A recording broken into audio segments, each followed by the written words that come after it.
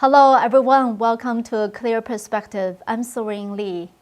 There are two topics that I want to discuss today. The first one is Trump's statement from Tuesday, in which he condemned Republican leader Mitch McConnell and asked for Republicans to remove him as the leader of the GOP.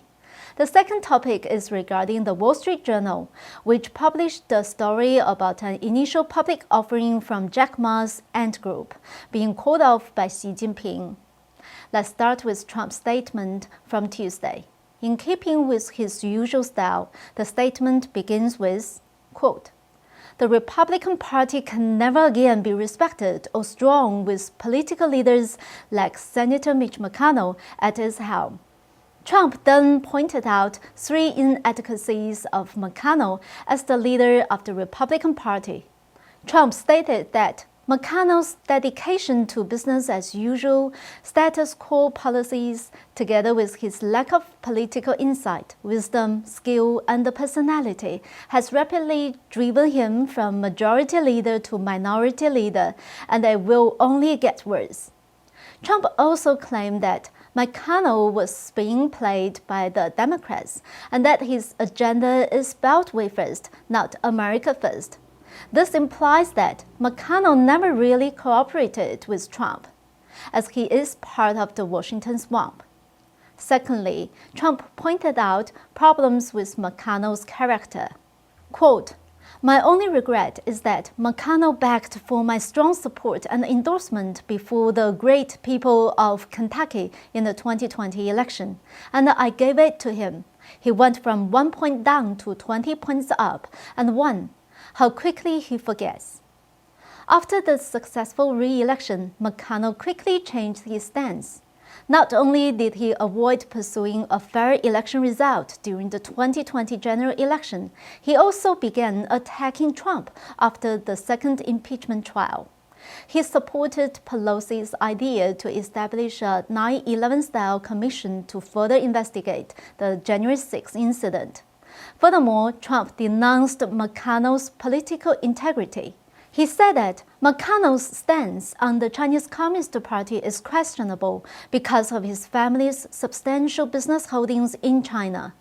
Additionally, he does not act on the huge economic and military threat that the CCP poses. Trump ended with a strong statement, quote, "This is a big moment for our country, and we cannot let it pass by using third-rate leaders to dictate our future." The purpose of Trump's statement is very clear: to remove McConnell as the leader of the GOP. This is the first significant political action that Trump has taken since he left the White House. Seems like Trump is ready to perform operations on the Republican Party, and his primary target is the Republican establishment represented by McConnell. Ever since the beginning of the election, there were members of the GOP that sided with the far left on almost every controversial topic. This was why we called this election a battle between justice and evil, rather than a conflict between political parties. If Trump wants to continue promoting his America First agenda, one crucial step is to remove the Republicans who collude with the Democrats. This is another unprecedented event where a former president acted against a party's incumbent leader. The reason Trump can do this while not in office is because Trump represents deeper ideals and still possesses a very powerful influence on the Republican Party. So I believe that Trump is not making this statement on a whim. At the very least, the majority of Republican senators must support this decision. Because McConnell's position is re-elected every 2 years, there would be a 2-year delay before he can step down. Therefore, Trump is actually forcing McConnell to resign immediately. This would be impossible without first obtaining a consensus within the Republicans. On the same day, Don Thrasher, chairman for the Republican Party of Nelson County, to which McConnell belongs, issued a statement calling for McConnell's resignation. The Republican Party of Kentucky also condemned McConnell last month, which shows that he is not even popular in his home state. Trump's actions on the GOP is a step towards solving the internal conflicts within the party. When he left the White House, it was rumored that he would try to start his own political party. It wasn't until he met with Kevin McCarthy that he announced his support towards the Republicans in taking back the House for the midterm elections. Trump probably considers this an important step in cleaning the GOP. Fixing the existing party would be far more effective than creating a new one. This initiative is likely to be what Trump meant by, "We will be back in some form." Let's move on to the next topic, Jack Ma. The Wall Street Journal began publishing a series of articles last October. The latest article disclosed an insider story on how the initial public offering IPO of Jack Ma's Ant Group was blocked. Just before we go into the discussion, I'd like to give a brief overview of the story. It started last year. Ant Group is an internet financial services company owned by Jack Ma, the richest man in China. Its IPO was scheduled to be on November 5, 2020. The market was hacked up, as it was one of the world's largest IPO to date. But on November 3rd, just days before the IPO, Beijing blocked it. It happened to coincide with the US election. Many sources say Xi Jinping made the decision to block it. Ma had since then disappeared from public view. His Alibaba Group was also under investigation by Chinese Communist officials. Ma remained silent for almost 3 months before reappearing in late January this year. During this time, the Wall Street Journal ran a series of stories which covered Jack Ma and the Ant Group. The latest article was published on February 16. It revealed more inside stories behind Xi's decision to block the IPO.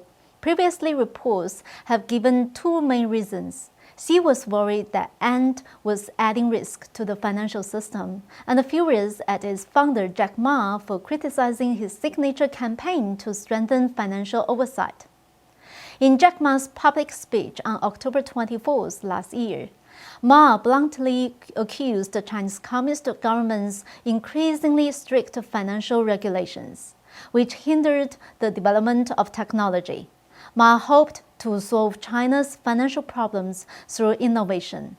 But China's financial regulatory system has always been under Xi Jinping's direct control, so Ma's speech became a personal attack on Xi.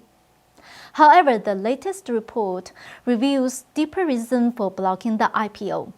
Beijing authorities, after investigation, discovered who was really benefiting from the IPO. They found that many powerful families of the CCP were behind the company, many of which are prominent political rivals of Xi. This includes Jiang Zhicheng, the grandson of Jiang Zemin, and Li Botan, the son-in-law of Jia Qinglin. Both of them are major political opponents of Xi Jinping. It seems that these people are hiding behind many layers of insulation in order to safely invest in Ant's IPO. If the IPO is successful, they are expected to profit by at least several $billions. This piece of news is quite interesting because it shows us that the political rivalry between Xi and Jiang has never ceased, as we are now seeing it surface again.